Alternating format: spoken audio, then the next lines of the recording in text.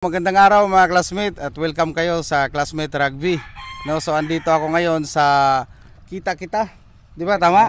Kita-Kita Nueva Ecija ng kapatid ko sa Alliance Game Fowl Breeder International na si John Dowell, no? Andito tayo sa Doe Game Yard o Doe GR ba yung nakalagay doon sa kuan? Tama. So ito ngayon ang mga kasama natin dito mga classmate ay ang kanyang mga farm buddies, tapos yung kasama-kasama natin dito sa farm na si, pakilala kayo mga kuya. Ano pangalan mo kuya? Kuya Rick na lang. Si Kuya Rick. Tapos Husibok, din Alvin. Si Kuya Alvin. So ito yung mga bumubuhay dito sa farm na Brother Dowell. So si Kuya Alvin kasi yung medyo kabisado niya dito. So tanungin kita Kuya Alvin kung ano-ano mga linyada na nandito sa Doe Game Yard. Marami kaming linyada rito na nag-start pa lang kasi si boss. Yung meron kaming Boston Roundhead, meron kaming Pure Gilmores, meron kaming Pure Polespark Gray, meron kaming Jogood Gray, meron kaming White Kelso, may McLean kami, may dalawa kaming version ng 5K, may 5K na galing kay RCA, tapos may galing sa New Gen na 5K, tapos may Cardinal Club. Yun yung na-acquire nyo doon kay Bro Carl na Cardinal Club. So nakita ko naman lahat mga classmate. Si Bro Dowell ay hindi siya nagbibiro sa kanyang breeding, no? Kasi sa mga materialis pa lang niya ay talagang nag-i-invest na siya. Ito naman si Kuya Joe, tama? Ano naman yung role mo dito sa... Ako po yung nag-train ng manok, yung mga pang laban. Handler. Handler. Okay. Ikaw yung naghahanda. Oo. Pag lalaban na, yun ako naghahanda. Sa mga nabanggit ni Kuya Alvin, ano ang pinaka-paborito mong ihanda ng mga linyada? Ito yung mga bago lang kasi ito eh. Okay. Ito yung inahanda ko ngayon pang La Union namin sa August 24. Pinaghahandaan niya mga classmate yung 5 Stag Derby ng EGBI. Si Kuya naman. Ako naman yung pinsan niya na pagka nangailangan si Doe ng mga iutos niyang bibili ng mga patuka, kami yung mga gumaganap. So yung mga classmate kung nakikita niya, no, ang pagmamano kasi hindi yan solo flight. So kailangan niya ng team. So ngayon grab ko yung opportunity na wala si Bro Doe dito. Yung mga farm buddies niya yung in-interview ko para makita ko naman at marinig naman natin yung kanilang mga side, no. So ito naman, ano masasabi mo sa boss mo? Ba, hindi pabayayin sa tao. Marunong magkasama, parang tropa lang kayo. Ganun. Ikaw kuya? Wala na akong hahanapin. Mabait si boss. Ito pinsan to eh. Oo. Ito. Kahit pinsan kasi mga classmates, syempre kailangan natin maano yon kasi minsan nasa boss din yung problema eh, di ba? Kasi may ibang boss na talagang pabayaan ka. So ikaw, kuya, anong masasabi mo kay pinsan Doe mo? Mabait si Doe. Bata pa lang yan, mabait na yan. Na matulungin. Kahit di mo kailangan ng pera, bibigay yan. So bro, kung mapapanood mo to bro, mga good credits ka. Pero dito mga classmate, ang dami kong nakita na maganda. Halos lahat na materialis talaga is talagang masasabi mo na hindi nagbibiro si Bro Doe na pasukin tong breeding, no. So, andyan siya, may mga tornado hatch pa siya kanina, di ba? Nakita ko. Tornado. Yung Jason Garces pa palang Oo, yung bulik. Oo, tapos yung Harold Brown Gray.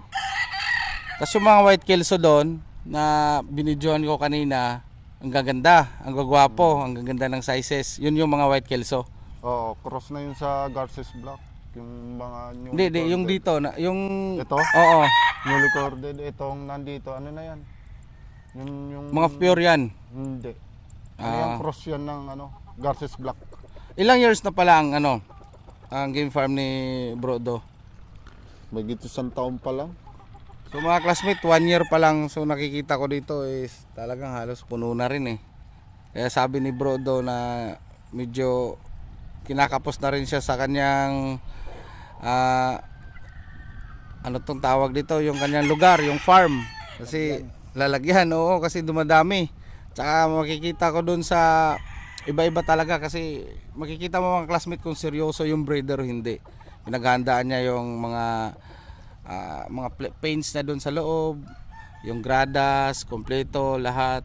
Tas facility ng tao, magandang tipis, magandang lugar. Tingnan niyo yung view. Anong bundok to dito, kuya?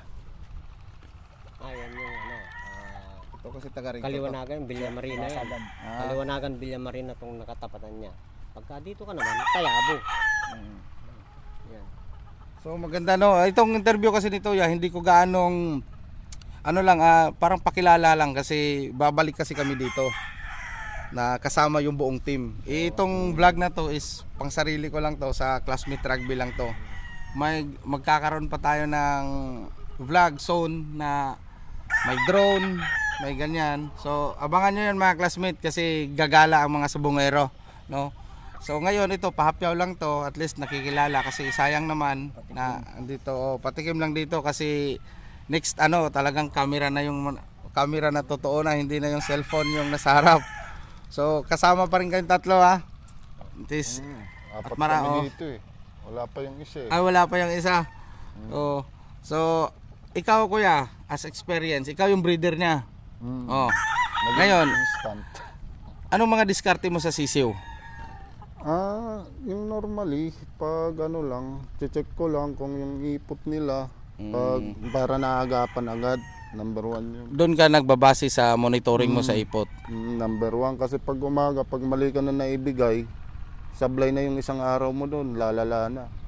So yun mga classmate, may natutunan ako kay Kuya Alvin na dapat i-monitor kasi baka sablay yung maibigay mo at yung buong araw ay madadamay na yun. Tama nga rin naman kasi dapat talaga mamonitor mo yan. Dapat tama ang yung maibigay lalo na sa mga gamot, Kuya Benos.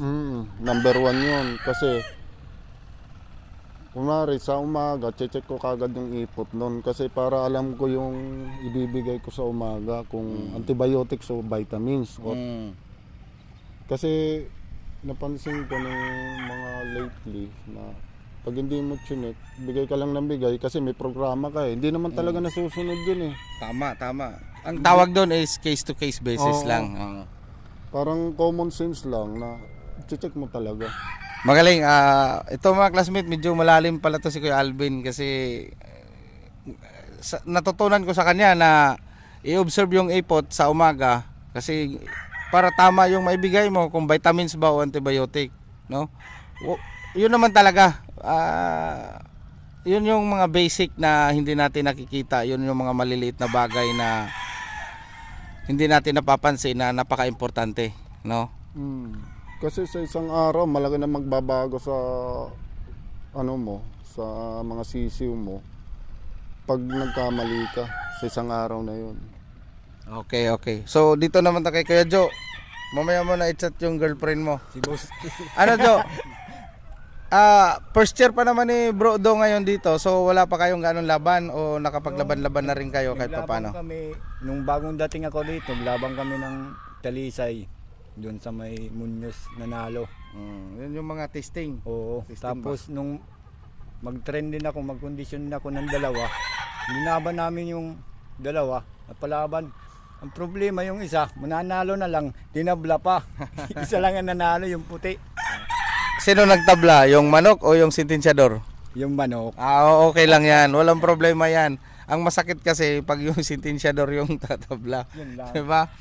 So ito si Kuya. Kuya? Baka may mga gusto nyong batiin. Yan. Wala. Wala. Si Muhammad. May asawa ka ba, Kuya? Ilan? Ay, isa lang. Sorry. Ikaw, Kuya Joe, may asawa pala to? Meron. Girlfriend, wala? Wala. Walang girlfriend pero may asawa. Si Kuya Alvin? Wala. Wala asawa? Wala. Walang girlfriend? Pling lang. So yung mga classmate, nakaharap natin yung do game yard, no? Pero dapat bro, game farm to. Pero sige lang, kasi we respect the owner naman. Pero sigurado ako dito, siguro 2 years from now, malayo mararating dito. First time mong sasama doon sa 5 Stag sa mga ganong event? Hindi. Marami na akong dito. First time ko lang. Pero kasi first year eh. Sa Samar, marami na akong linabanan. Pero ito yung sa Do Game Yard, itong mga Agbi, yan yung first stag nyo na ilalaban, di ba? Tama? Oo. Oo. Sa ano, maglalaban kami sa 18 ata. To, WPC? hindi. Ano lang? Dito lang sa ano. Wala lang. Ano lang. Sige lang. Laban. Good luck, good luck. Tuwats timba. Ade, hingi tayo ng konting tips dito kay Kuya Jo. Konti lang naman kasi babalik nga kami dito. Sa paghahanda, ano ang pinaka-importante sa'yo? Ginagawa ko tuwing umaga, pinapapalo ko sila, 2, 3, tapos pag Araw-araw yun? Hindi naman. salitan lang. Okay. Kasi pag inaraw-araw may susobrang sa stress yun. Mhm. Kailangan. Ngayon, tapos bukas, tapos pakaskas, ganun lang. Okay. Basic. So, sa day of fight, nagbibigay ka ng tubig? Hindi. Hindi siya nagbibigay ng tubig, mga classmate. Oo. Marami kasi tayong idea dyan. May nagbibigay ng 1 dip, 2 dip. Depende yan ha.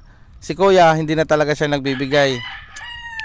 Kayo na bahala magbalanse dyan kung saan kayo hiyang. Di ba Kuya? Kasi wala namang perfect dyan eh. Sa ano din yan, siyempre nasa pag-alaga din yan. At kung paano mo ihanda. At siyempre yung tinatawag natin na swerte. So, yun lang mga class. Ay, hindi, bati mo na. Baka may babatiin kayo sa ano, sa Samar. Yung mga naiwan mo, wala ka naman naiwan doon. Yung pamilya. Pamilya mo. Binabati ko yung pamilya ko dyan sa Cambagyo, Bilyayar, Samar. Okay. Kumusta kayo?